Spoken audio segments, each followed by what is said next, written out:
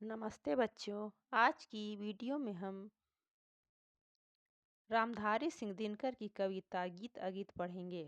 इसकी व्याख्या पढ़ेंगे। गीत अगीत कौन सुंदर है, गाकर गीत विरह की तटनी बेगवती बहती जाती है, दिल हल्का कर लेने को उपलों से कुछ कहती जाती है। तट पर एक गुलाब सोचता, देते स्वर यदि मुझे विधाता, अपने पतझर के सपनों का मैं भी जग को गीत सुनाता। रामधारी सिंह दिनकर इस कविता में कहते हैं कि गीत अगीत में कौन अधिक सुंदर है। जो कि गा रहा है वो सुंदर है या फिर जो नहीं गा रहा है वो ज़्यादा सुंदर है। गाकर गीत विरह के तटनी बेगवती बहती जाती है। एक नदी है जो अकेली तट से बहती हुई विरह में बह रही है और बेगवती यानी बहुत तेज बह रही है। दिल हल्का कर लेने को उपलों से कुछ कहती जाती है और अपने मन को हल्का करने के लिए वो उपलों से यानी कि तट के किनारे जो पत्थर है या ईंट है उनसे कुछ कहती जाती है। तट पर एक गुलाब सोचता, देते स्वर यदि मुझे विधाता। कहते हैं कि कवि की तट पर यानी कि तट पर कहीं एक गुलाब अकेला खिला हुआ है और वो सोचता है कि यदि विधाता ने यानी ईश्वर ने अगर मुझे भी स्वर देते, अगर स्वर यानी कि आवाज़ दिया होता तो मैं भी अपनी तकलीफ को गा करके जाहिर करता। अपने पतझर के सपनों का मैं भी जग को गीत सुनाता। और पतझर के मौसम में जो मैं झरने लगता हूँ तो उस तकलीफ को मैं अपने गीत के माध्यम से मैं भी सुनाता। गा गा कर बह रही निर्झरी, पाटल मुख खड़ा तट पर है, गीत अगीत कौन सुंदर है। और मुख यानी कि बिना आवाज का वो खड़ा है तट पर, बिल्कुल निर्झर सा।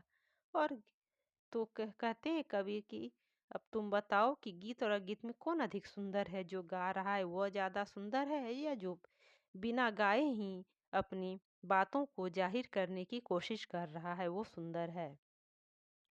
बैठा शुक उस घनी डाल पर जो खोते पर छाया देती, पंख फुला नीचे खोते में सुखी बैठ अंडे है सेती।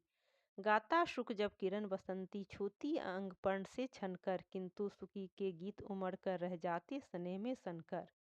कहते हैं कि एक खेत है और उस खेत में एक घना पेड़ है। उस घने पेड़ के ऊपर सबसे ऊपर की डाली पर एक तोता बैठा हुआ है जो खेतों को छाया दे रहा है। पंख फुला नीचे खोते में सुखी बैठ अंडे है सेती। और उसी वृक्ष पर जो एक घोंसला है और उसमें मैना अंडे दी है और उसको से रही है। तो गाता शुक जब किरण बसंती छूती अंग पर्ण से छनकर। और तोता जब गाता है तो मानो ऐसा लगता है कि किरण जो आ रही है सूरज की उसको वो ऊर्जा प्रदान कर रहा हो।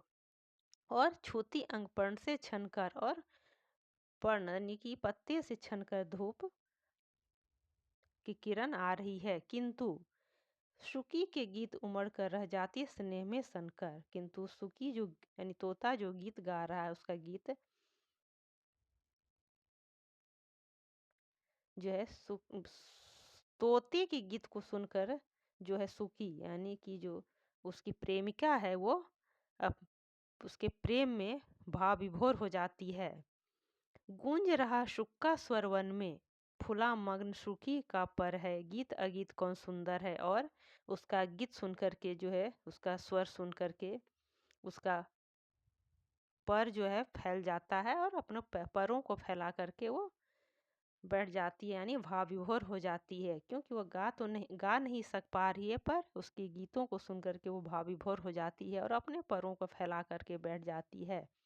तो बताओ कि गीत जो गा रहा है वो सुंदर है या फिर जो नहीं गा रहा है वो अधिक सुंदर है। दो प्रेमी हैं यहाँ एक जब, बड़े सांझ आल्हा गाता है, पहला स्वर उसकी राधा को घर से यहाँ घींच लाता है, चोरी चोरी खड़ी नीम की छाया में छिपकर सुनती है, हुई न क्यों मैं कड़ी गीत की विधना यूं मन में सुनती है।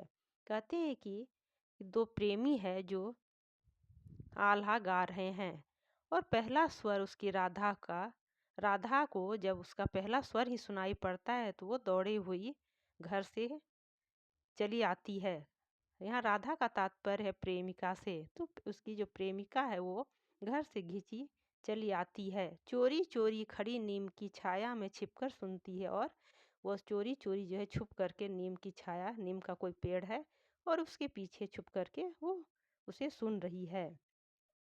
हुई न क्यों मैं कड़ी गीत की विधना यूं मन में सुनती है। और वो कह रही है, वो मन ही मन सोचती है कि मैं भी इस गीत की कड़ी, यानी कि इसका हिस्सा क्यों नहीं बन पाई। और मन ही मन वो सोचती है। वो गाता पर किसी वेग से फूल रहा इसका अंतर है, गीत अगीत कौन सुंदर है। और वो गाता है तो बहुत ही वेग से गाता है, और इसका जो है मन प्रेमी का गीत सुन करके भाव विभोर हो जाता है, और अंदर ही अंदर वो बहुत खुश होती है। तो अब बताओ कि गीत जो गा रहा है वो सुंदर है, या फिर जो प्रेमिका है जो नहीं, बिना गाते ही सब कुछ बयां कर रही है, वो अधिक सुंदर है।